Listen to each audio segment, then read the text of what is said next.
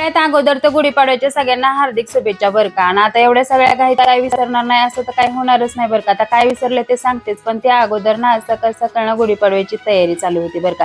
आता सगळी तयारी करून घेतली, छान अशी गुढी उभारून ना मग पूजा पण करून घेतली आणि सगळ्यांचे एक एक करत ना सगळ्यांचे फोटो काढले आणि त्यानंतर ना माझी इकडे पाटाभोवती रांगोळी काढायची राहिली होती तीच काढून घेतली आणि नंतर ना हे जे लिंबाचं कडू असतं ना ते खरंच खायला खूप कडू लागतं बरं का.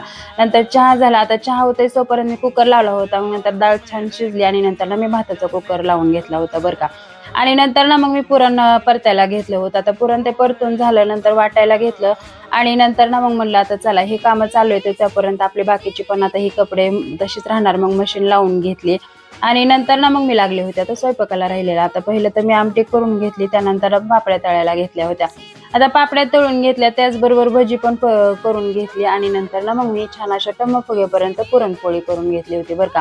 आता पोळ्याचा स्वयंपाक तर माझा सगळा झाला, त्याचबरोबर नैवेद्य पण भरून घेतला आणि नंतर पहिला तर मी देवाला ठेवला आणि नंतर ना मग मी गुढीला ठेवला होता. आता त्याचबरोबर मी तुळशीला पण ठेवला होता बरं का. आणि एवढ्या सगळ्या घाईत मी देवाला घाटी ठेवायचीच विसरले. आता नंतर ती पहिली ठेवून घेतली, छान असा पुरणपोळीचा स्वयंपाक झाला, जेवायला घेतलं. चला तर मग बाय.